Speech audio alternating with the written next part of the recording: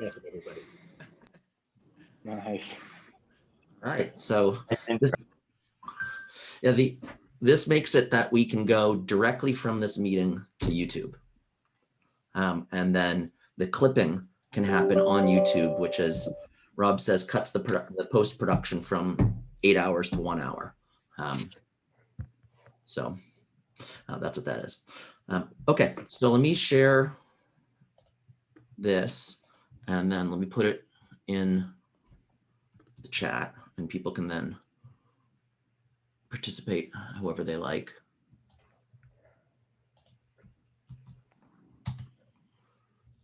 Okay, so this document's in the chat, and this is the Ed 3.0 2020 running notes, and you'll see notes from prior Ed 3.0 calls in 2020, and all are welcome to contribute, and it is public domain, credential, Creative Commons by, and it's sort of, connected to this movement of Internet of Education, interneteducation.org, which has principles. So this meeting, we're going to do some updates from EBSI and Simone, some of the exciting things that are happening at EBSI, which I think we'll have to, we're going to figure out best way to time and such to, do we go to some of their meetings? Do they come to some of our meetings? Do we create new meeting structures? Really want to kind of continue that good collaboration across the Atlantic. IEEE, yep. A few of us are not able to access the link. I think the link is the wrong one, or possibly. So I'm in a different doc that looks like the same doc, but it's a different link. Not the same doc. His starts with 10:15. It says Ed 3.0 to Ed 3 2020 blog. Yeah, that'll do it. Okay. Thank you. Sloppy of me. Let's try that again. I think we should all be able to get in now. That's working. Yep, I'm in. Thank you. Okay, sorry about that. So we'll just we can unfold through the agenda. There's some updates and then a main kind of topic, but let's start with the update, Simone. I mean, you just shared this today, and it really reinforces what happened in the IEEE ILR meeting last week, which is, the really, I think, strong opportunity for collaboration between what's happening in Europe and the types of projects that have been forming in North America. Do you want to? Anything you can say about this, Simone, or should we just reach out and invite those guys to next week or something to kind of, talk more about it, or is that? I'm happy to share a bit more. And so, I mean, it's apparent, probably to most of us, that, if we look at the global landscape here around the ILR ecosystem, there are two main compacts, right? One is North America and another one is Europe. This is just, respecting all the diversity, but the contributions that really come are coming from both those ends. And in Europe, what the Commission is doing around their European blockchain service infrastructure or the Europass platform are very relevant, and in a very similar way, they are the blueprint for the blockchain service infrastructure, and the use cases is similar to the logical model that we are drafting for ILR. We are all drafting, and that's what we wanted to get into a bit more during the last call, but certainly we could do work on that. And I think we would be happy to be able to review the logical model of ILR against what the logical model of Europe is, and see where there are the overlaps, meaning good contact points, and where they diverge. But even when they overlap or where there is alignment, there is an issue which I feel around even terminology or the way we describe the components and the reference implementations that we use there. Currently, they are largely still based in what's happening in the US. That's just the nature, excuse me, of the representation of the group, the contribution. So we need to be as I guess as good as possible in trying to solicit engagement from I guess other parts of the world. Europe, for example, not only just showing up and presenting what they're doing, but really just contributing and being a critical friend to the work that it's doing, that is happening here. Because I sense still in being involved that it's inevitably the references that we have are very skewed toward what's happening in the US. I mean, Simone, I mean, just look here though. I mean, to me, this was the aha moment last week, which is this picture from EBSI on the top and this picture that we've been developing together on the bottom are so connected, right? It's the same trust triangle of the trusted issuer and the learner, guardian, holder, citizen, and the verifier, receiver, relying party, right? I mean, this is not dissimilar. We are talking about the exact same thing, that's for sure. In this particular call, while a lot of us do international work, I believe you're the only person in Europe on the call right now, right? So, I think that's the thing that we're talking about is, okay, well, how do we make it that I think what you really did beautifully in the IEEE ILR call last week was you had almost equal representation in North America and Europe, right? And that was a really good thing, right? I think that's the foundation for us really developing these common frameworks. And yet, I think that's not enough. I mean, so this certainly there is alignment. I mean, the high level, that is the domain, right? The devil's in the details, and some of those details are also in the approach. Like we are here working very much in the open, whereas some of the work that is happening on the EBSI side happens behind closed door, and then at some point it gets published for everyone to see. And I encourage you to take a look at the link that Greg was showing, and I'll put it in the chat, because they've done. I am also impressed. I'm the first and most critical voice against Europe. But the documentation that EBSI put together goes from having a narrative that is developed and produced through video stories. Then there is technical documentation, and then there is a toolkit coming out on piloting with EBSI. All this stuff is incredibly well done. It could be all just superficial, but it's hard to get behind doors or into those closed doors with them, because they're in terms of eligibility, some of the people that can be in those rooms need to be elected representatives from member states and so on. Even I struggle like over the years, the month, to just be eligible to be there officially. Now then, there is all this back channels, and we're all connected, and we all know what's happening, but it's possibly there's also different. So what I'm saying is that I don't know how we could I guess crash their meetings, and not just by showing up at a Zoom call. So we may just get what is produced and work with some willing people like Luis and Daniel and maybe Anthony coming there to just say engage with this work and make sure that we refine it, and that whatever we produce makes sense and could be endorsed in North America and Europe at least. So Simone, Greg, can I ask some Please? question? Yeah. So, I mean, we have in some sense a similar issue with ISO, which is that they have some very strict rules about document sharing. We can, even though, we have a liaison. So, but I wanted to bring up the issue of sort of formal liaisons. So, I mean, if we're working within IEEE as an example, then most European groups, I mean, because the IEEE has a big presence in Europe and offices there and relations, and so is it a realistic possibility to create a formal liaison which would then allow that kind of access, not with an informal group, I guess, as this one is, but with more of a recognized international body? I think that's a great suggestion. Rob, and I'm willing to just throw that around or see if the people that we're already connected with would show us the way, with IEEE being that entity that is represented by some of us that could engage more.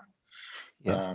That's certainly yeah, and I mean, I certainly, I can certainly put you in touch with, I mean, the executive director of the Standard Association is Greek, but I mean, he's in Vienna right now, and and also, various other European, participants who know how to negotiate those kind of orders with CEN and CENELEC and ISS and all of those sorts of things. Yeah, and also I have another thing that the people from UNESCO has been in touch with me, and they, if we're doing this, we can also involve the UNESCO people on the learning technology side, because they have some real project going on. They actually wanted us to help also. And Chris, right, you've been connecting with Wes from UNESCO, and is that the same UNESCO connection? Well, I have several, but I can send you the names for this. Yeah, I'm not sure, but there is a lot of action, absolutely, in Asia Pacific around or with UNESCO. They have the convention next year, 65 countries, and yeah, and Wesley is a zealot for the IoE, so he's a huge supporter. So Richard and Chris, you guys should exchange notes about UNESCO connections just to. Yeah, definitely. Yeah. Yeah, and actually to add to that, I know Duncan as well has been meeting with Wesley. UNESCO is putting together a plan for basically, so the Asia Pacific lab that Sam O is directing. He is going to be, or UNESCO wants to do a research project around that Asia Pacific lab and the labs that you're involved with as well there. So I know that is getting great traction. I saw a draft of that this week, so it's coming together pretty nicely. And Chris, you want to say another word about the convening a year from now? Sure. Yeah, let me shut this window. Sorry, I've got city sounds everywhere. We have,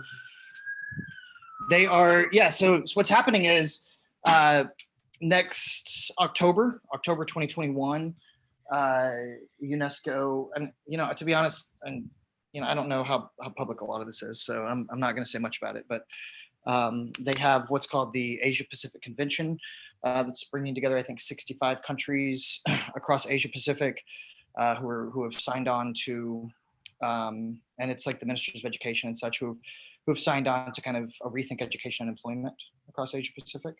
And so they're convening for a couple of days in October, following the UNGA, which is in September. And I think they're going to be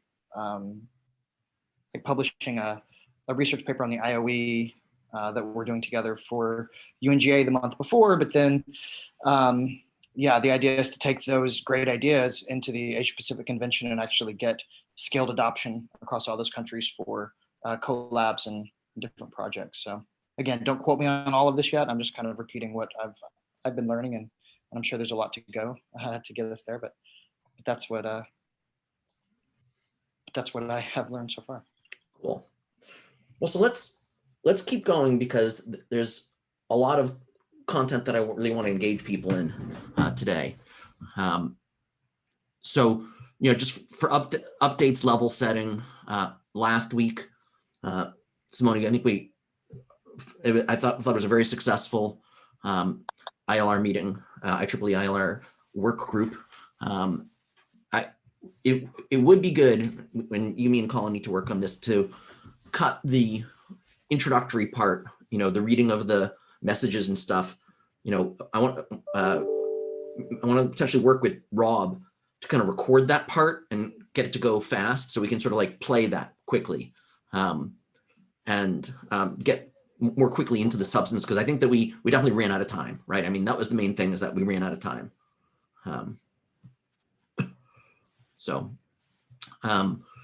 But really good participation from Daniel and Luis from EBSI.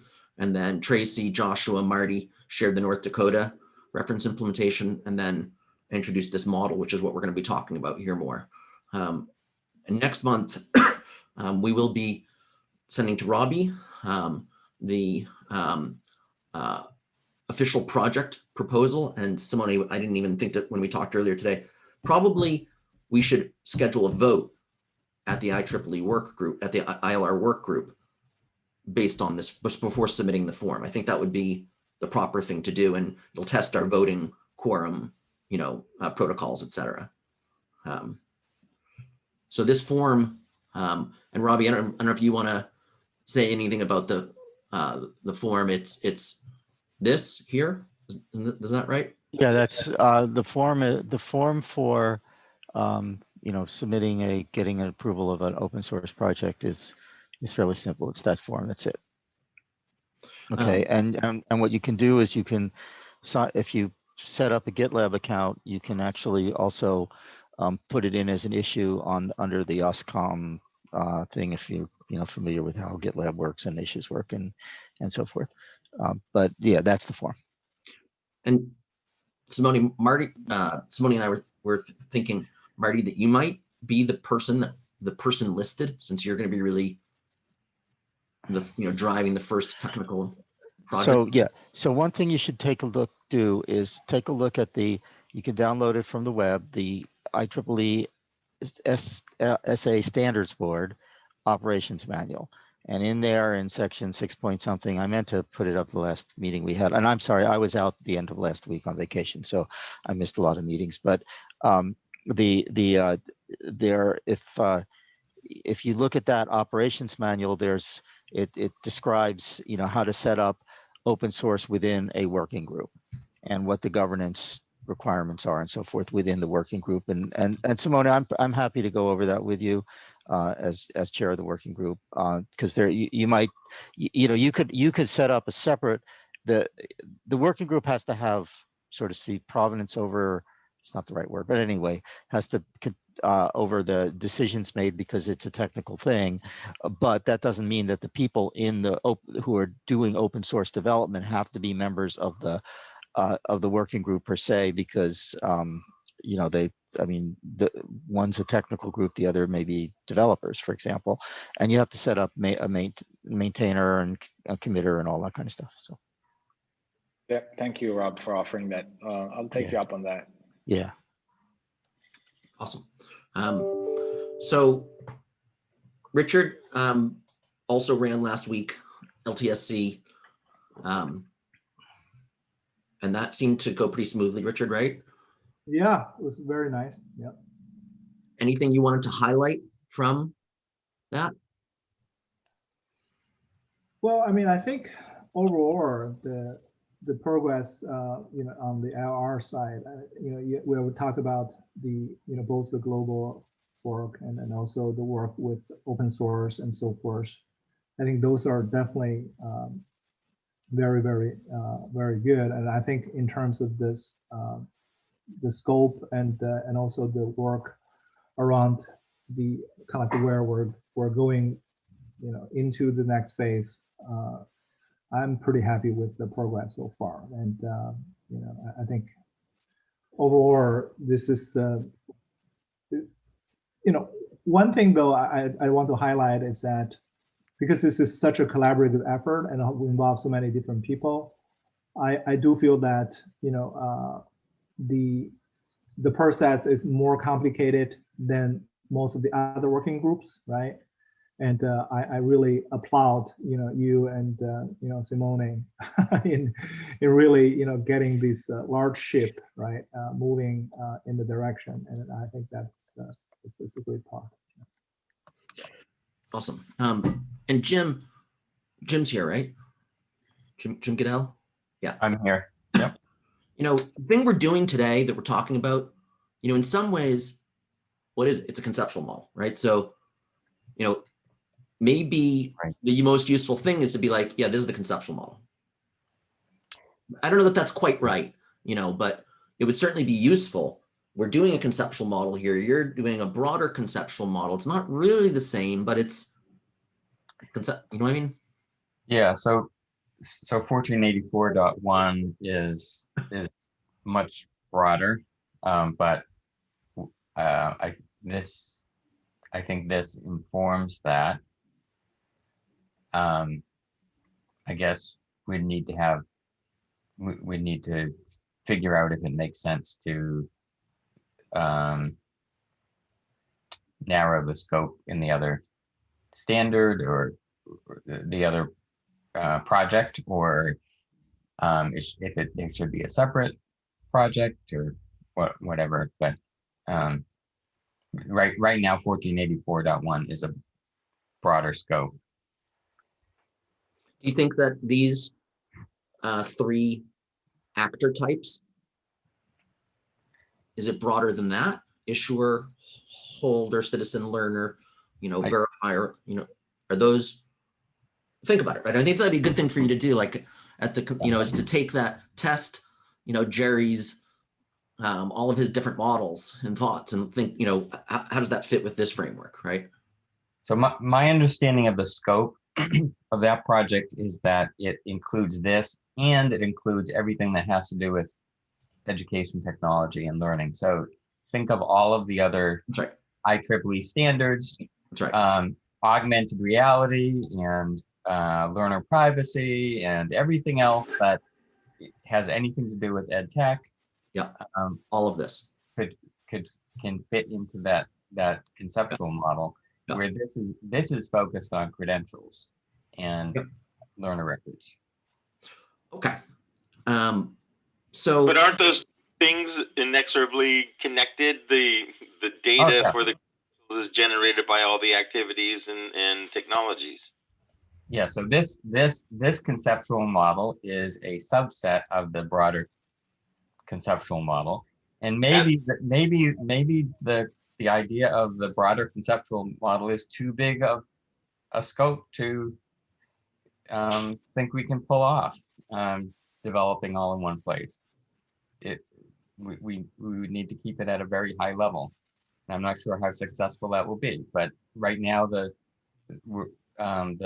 project just kicked off, and I think a comparison, right? This was the last picture I saw from you guys, was, or one. The project just kicked off, and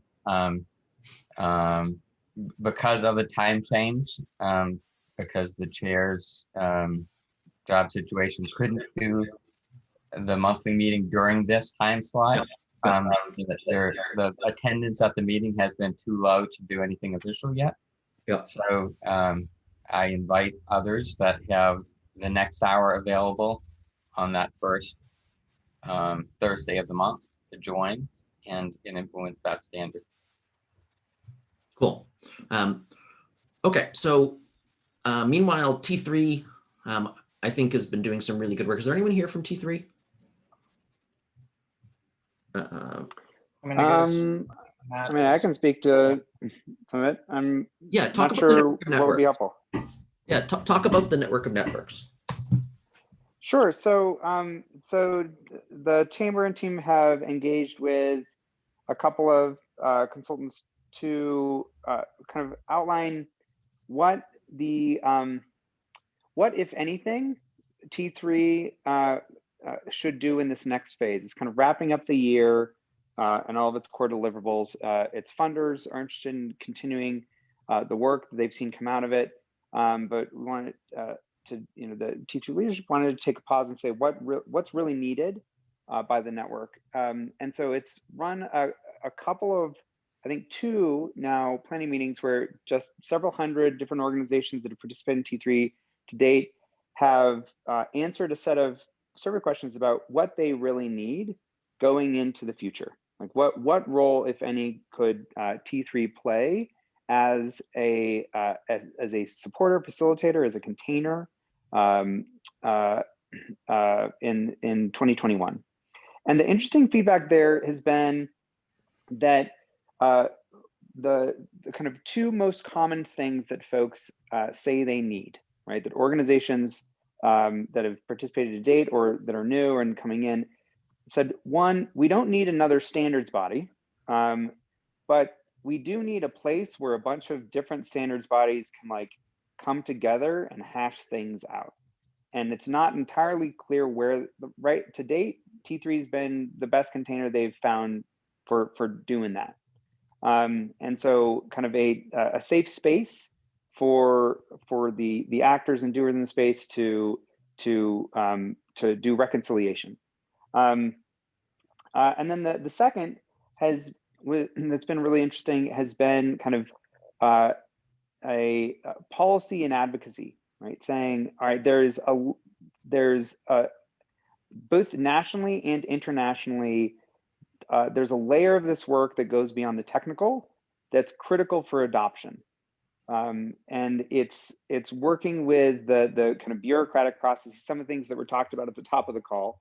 And a lot of organizations that have a stake in this game don't have the bandwidth to engage in those conversations, go through the bureaucracy, right?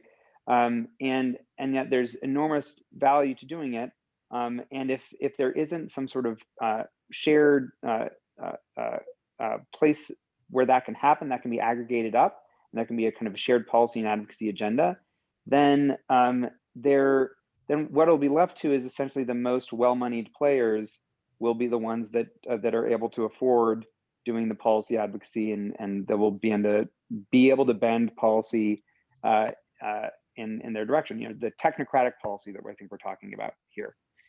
So those have been kind of the two emergent themes. So Matt, I just wanted to, yeah. So interestingly, because we're on the T3 Hub meeting that Chris and Phil and I were on yesterday, in some ways, I heard something kind of different, and it was sort of reflected from, and maybe it's not in contrast, it's a different focus, which is that the meeting earlier in the week about the pilots was an excellent meeting, right? And there's a really great opportunity for T3 to facilitate greater collaboration, right, Chris? That's what I heard a lot of as well, right? Yeah, no, I would second that. I mean, I think Matt is right. I mean, there's kind of two questions being asked though. Like, what do we do? What are some of the things we need the hubs to do next, or what do we want this new T3 larger community hub that's coming out to be? And also, what should T3 be doing in the next phase? And Matt's right on that. Really, the top two things when you think about, you know, what should they be doing, it is, you know, the standards, collaboration, and, you know, policy was up there. But really, the standout biggest thing that everybody said that they wanted them to continue doing and to do better is collaboration. There's a lot of chat about that yesterday, and kind of pouring through all the data and figuring out what the next hub will be. And I won't say too much, but I think the idea is what we've seen is that the directory of pilots and the directories have been kind of the standout thing that everybody has used the most. And there's a need for directories of stakeholders and individuals and, you know, expert forums, and just finding a way to actually make those connections, you know, more asynchronous and more sustainable. So, and that's not, not instead of what Matt was saying, right?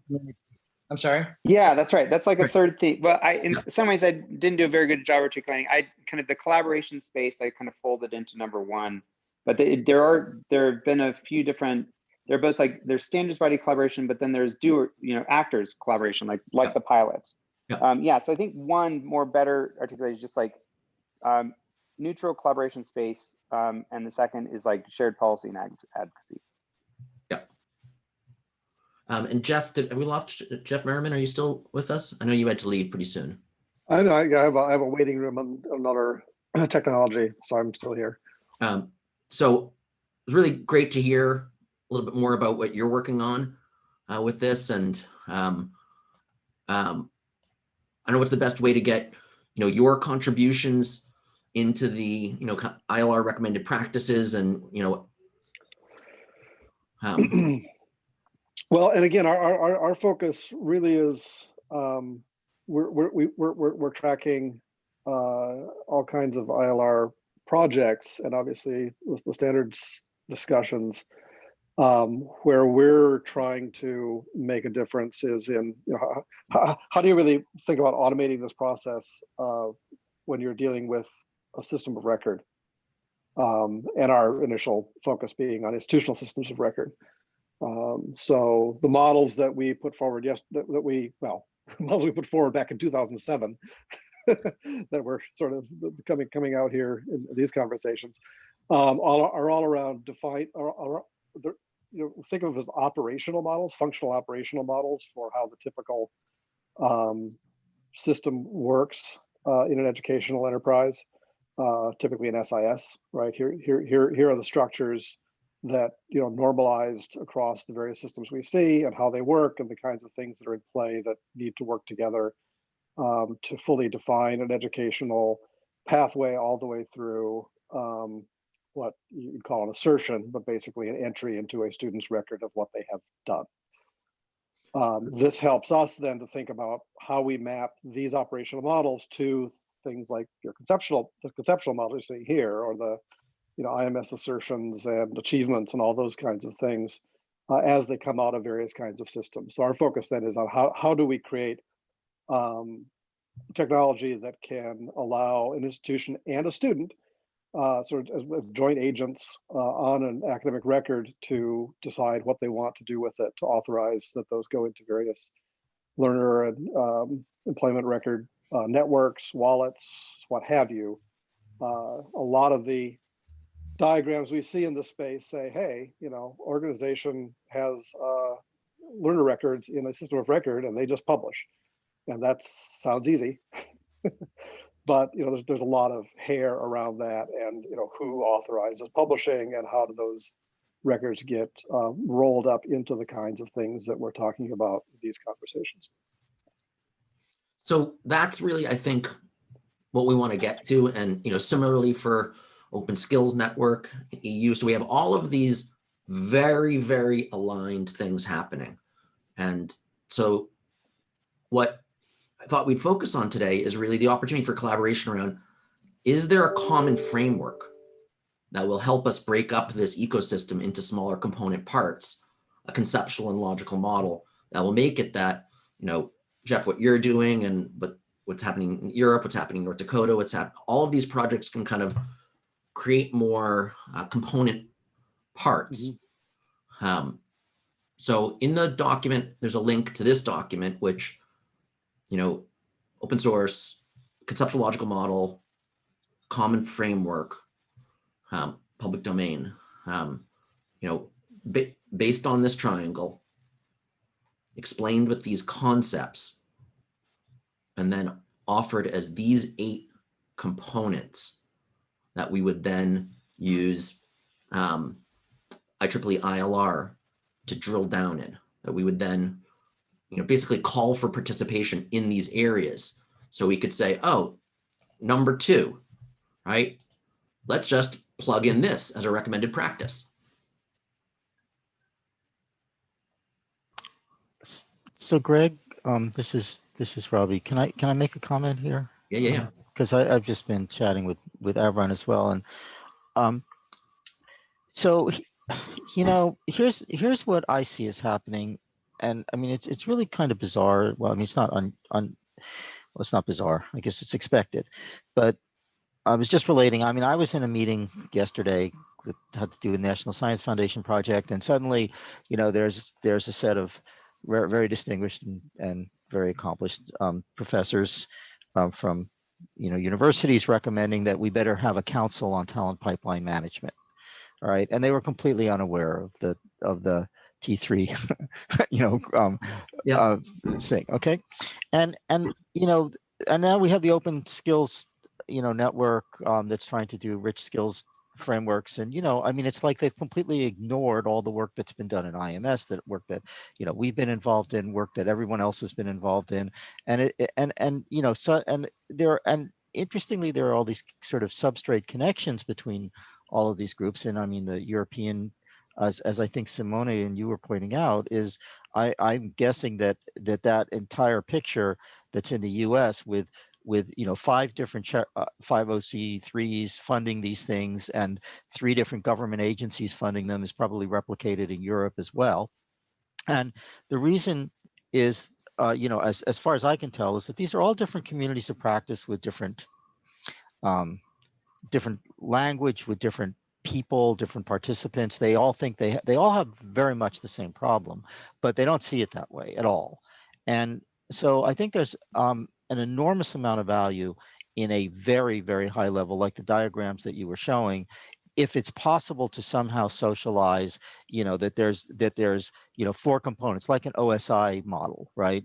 In networking, that there's 7 layers here, and we don't tell you what's in the PHY layer, physical layer. We don't tell you what's in the network layer. We don't tell you what's in the application layer. But all we are asking is that you recognize these as the layers, and then you can talk about your own stuff. I think that would be, in fact, incredibly valuable. I think the terminology, though, is going to be a problem, because what you call a trusted issuer, I just, I mean, you've been through this before, Greg, and everyone here has. If someone else is going to call a validating agency, and somebody else is going to call something else, and so we, this is the challenge that we face, and it's a really valuable piece of work. But it needs to have somehow the agreement of all these communities of practice to say, all we're going to do is talk about this one thing. The minute you start drilling down one layer deeper, you're going to get in trouble, because they're going to not like the words, and they're not going to like the way you did it, and so forth and so on. So I don't know if that was a useful thing to say, but I guess it's a long-winded way of saying I think this is really valuable, but it has to be extremely focused and limited. Yeah, well, and you mentioned something about Open Skills Network, and I know Nate's on here, as is Matt, and I don't know whether this is the right place to put Open Skills Network, or and we can call things different things. I mean, for me, like the breakthrough for me with Chris earlier this week is what I was calling a credential currency exchange, he was calling a skills lab, right? And it's fine for us to we'll work out common language, but what we saw is that we're talking about the same thing, right? And so it's helpful if we can, to the degree we can agree on these buckets. And so what do people think about these buckets? Nate specifically, what do you think about these buckets? Hey, Greg, I think Josh is on a stack. So. Oh, I'm sorry. Yeah. I wanted to react to a bit of what Robbie says. I totally agree about the layers thing, Robbie. I do think one of the ways to crack the nut here on the conceptual model is to talk about the conceptual layers and how they integrate. But there's a huge missing piece. And I think part of the reason these different groups are not finding ways to work together is they don't actually understand they're part of an ecosystem. And the reason they don't understand they're part of an ecosystem is there's no business model to support their participation in the ecosystem. So there's a business model aspect that's completely missing here. We have a technical solution, but we don't have a business solution that will incentivize people to make investments necessary to implement. Yeah, so Josh, I agree with that, but I would also point out that this has been, this is really bizarre in my opinion, because and I'm not going to I won't say any names of the organizations, but it seems like every organization that has its roots in education is looking out and sort of wishfully thinking that that industry gets involved, and the groups that are involved in the workforce are looking out and wishfully thinking that government gets involved, and so forth and so on. And I mean, that's maybe an overstatement, but I think you're right. I mean, it has to be a ecosystem business model. In other words, there has to be a business model where all of the actors, industry, government, education, training, individuals, employees, students, all of these people have to benefit from it, and or else the business model doesn't work. And I think you're 100% right. That's just lacking right now. If I could, though, just if I can, play the facilitator role here, Sure. I've asked people to come together for a specific purpose. Right. And so with all due respect, Joshua, it's not to talk about the business model. Yeah. It is specifically to address what edits, what assembled here. We have incredible horsepower, intellectual horsepower of understanding these issues. So if the folks here see agreement, I think that will be a strong foundation. But I want to really check, particularly with people like Nate, to see, Nate, what do you think about this? But not just Nate, but Nate, do you want to say anything? Sure, Stack. Thanks. And I think that there are terms that we can have definitions in this community, and understanding that there are synonyms for some of these terms in other communities, and we're not necessarily going to be able to enforce one particular version of language on all communities. But I think we are talking about a number of concepts that are fairly common. And I'm really excited by the level of alignment that I'm seeing between the puzzle pieces as different groups are considering them. And I think I'm pretty happy with the language that is used here. For instance, I'll continue to think about it. The only one that I thought was kind of weird is achievement assertion tool, specifically referencing like Google assignments, because I'm not sure that that tool publishes any assertion. It's more like an assessment tool rather than an assertion tool. But an assessment tool may be connected to an assertion tool, for instance, but it's the publishing or the delivery of those assertions to the learners that is the critical thing to note there.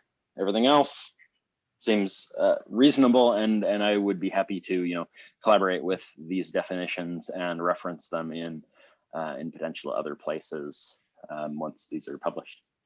Awesome. And that one I think is the one that Joshua and I are most focused on, and what Dan Goal we hope to do with you is really and it says like Google Assign, but really that's not at all what we're thinking. Robbie, in a lot of ways, what we're thinking is much more what we were working on with you guys with Georgia 3 years ago. I did it, right? Yeah, exactly. And that's why I put in here, there's things called observer controller tools in the military that and in the US military, I think everywhere. CAS as well, assertions. There's a lot of these kinds of assertion things, and I would also put in talent management systems that make assertions, etc. So one thing that is sort of significant is when you look at this model, most of the bubbles have, well, most of them have one number. This one's got 2.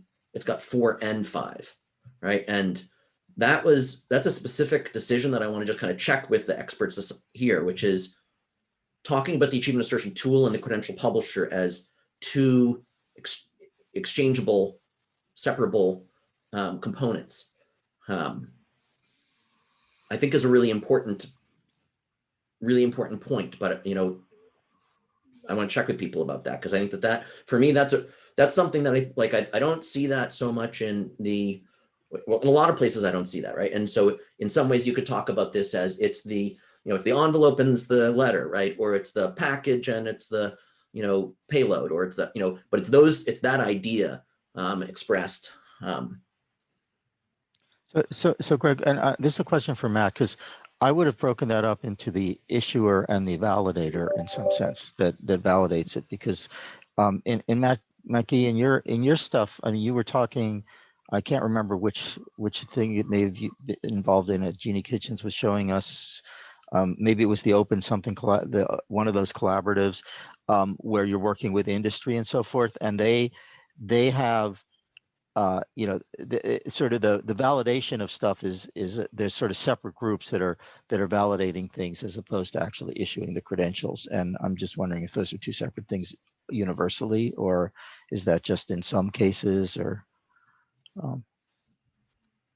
Yeah, I mean, I can briefly on the ground for a lot of the ways that folks are manually validating, the issuers and validators tend to have separate workflows, in my experience, at least. And the other thing that I would note is, for example, I wouldn't put JDX as an example of a universal validator. It's a format, but there's no within employer side workflows that are doing skills-based hiring. None of the JDX work is doing any. So is JDX? Does it go up in number validator. 3, or does it go? Is there a bucket you could put it in? That's what part of the test of this model is. Can we put things into buckets? Yeah, I mean, I think there's not really a bucket here, and it's fine. There's not for just like in some ways formats. This could be structured formats. Okay, does it go in here? It's a data exchange format for jobs data, and so it can be used in workflows that include skill, like the format can contain skill assertions, skill requirements, and can be ingested into a workflow that includes validation. So validating that a skill requirement that's expressed in a job and a job data exchange formatted job is contained within a individual's kind of within their set of achievement assertions. but I wouldn't say that it falls. I don't think this need.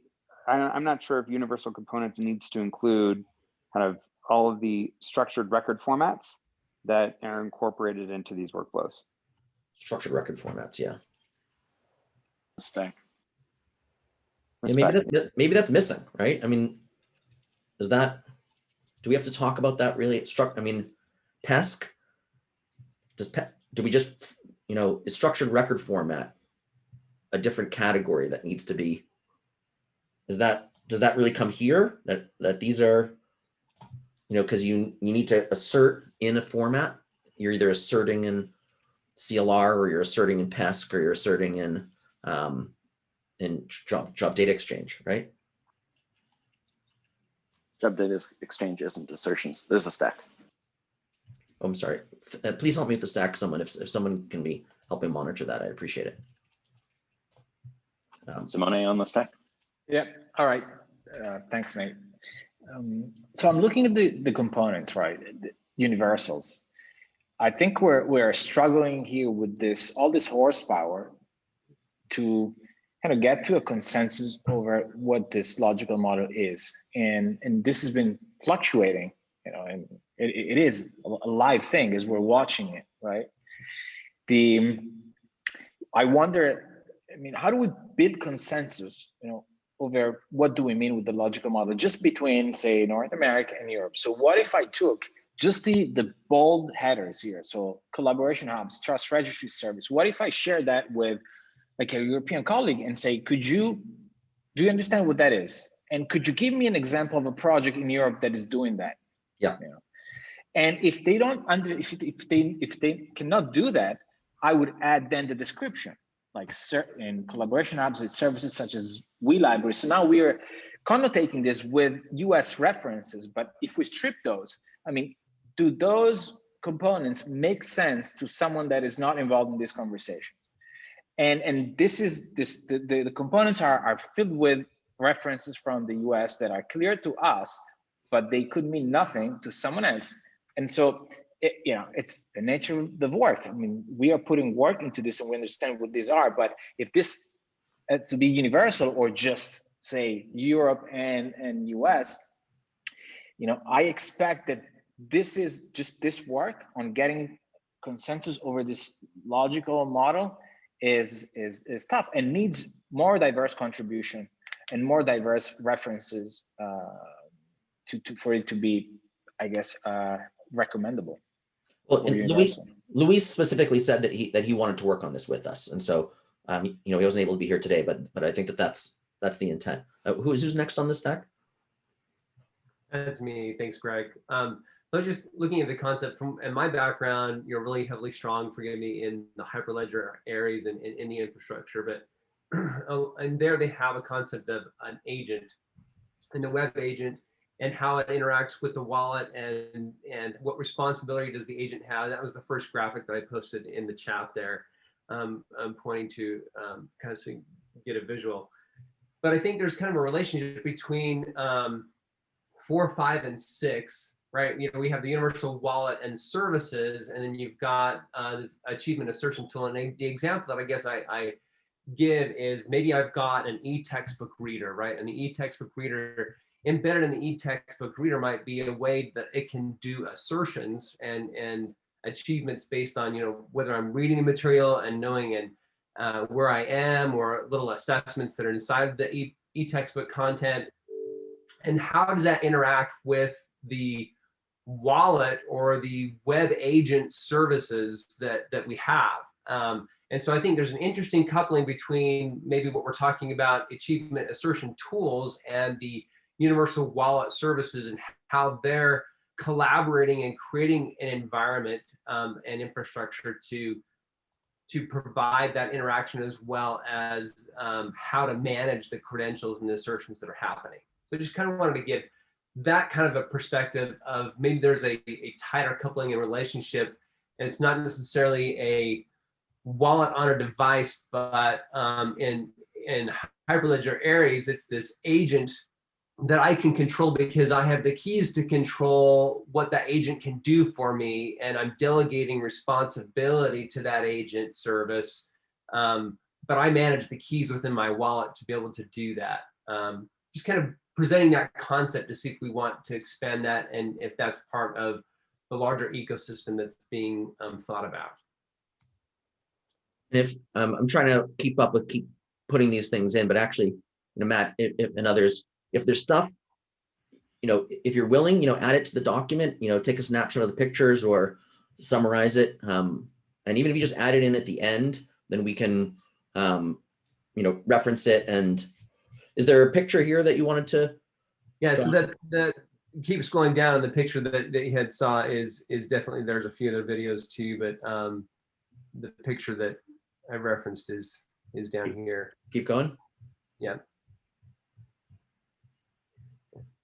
Oh, this one here. Yeah. Okay, and that I did get. I did put that over there. And so you're saying that the agent services there, because the agent services are basically managed by the keys that are in the wallet, right? The wallet is what creates the keys, at least in this scenario, in this approach. And so the agent services are basically how in the web services interaction layer from the issuer and the verifier need to talk through the agent and then verified through the wallet. That's the individual is controlling the agent based on interactions and verifications and yes, authorize this, whatever that the agent is then be able to do for them on the web services backend. Got it. So does everyone like this? Is this universal? Would the folks in Europe like this? Do the open badge people like this? Do the does everyone like this, or is this seen as a specific non-universal approach? There's a stack developed. How do you want people to answer? I'm doing a terrible job facilitating. I'm sorry. I don't know. We can, have comments in the document maybe, and I can, put this stuff in there in references. I guess I wanted to bring up people with strongest contrary opinion, if I could. So one of the things that I would challenge this kind of discussion is I shared in the chat. It's a drawing around the just the decentralized identifier and a drawing with these buckets, and then where the standards that are associated with the buckets and different efforts are going on. And I would propose that there needs to be some work just around identifying, filling these buckets, like what you're kind of doing in the list, Greg, as far as what's happening there, but maybe more visually, such that you build the common nomenclature of the existing systems.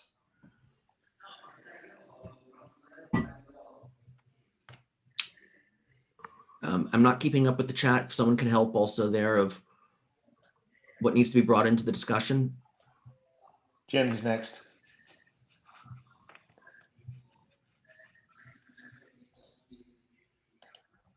Which Jim? And Jim, yeah, my point was just that there's tension between keeping the high level model abstract and universal and making it concrete, but naming specific and recognizing specific data formats or services.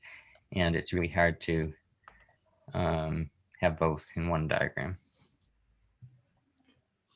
And one thing that's not universal in this diagram, of course, is the use of DIDs at all. This is a Hyperledger Aries specific thing.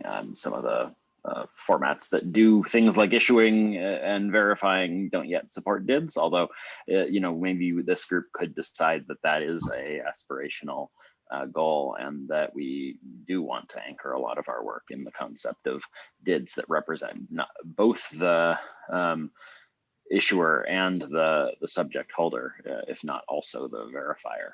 Certainly some of the approaches out there would not require the verifier to have any sort of DID or anything like that at all. You're sure about that? I mean, if there isn't a DID specifically, there has to be some trusted verification identifier that you can resolve, even if it isn't in the DID format. You're talking about a very specific technology implementations. In verifiable credentials in general, and in open badges, for instance, when either cryptographically signed or hosted, the verifier does not participate. There's no data that they're inputting into the system, and the verifier does not have, or is not required to have an identity at all. It is only in the peer-to-peer DIDs space where the verifier needs to have a DID. Yes, that's right. And the verifier. So this sort of document is the sort of thing that is very limiting to some of those other approaches, and we should only express concepts like that if it's absolutely intentional.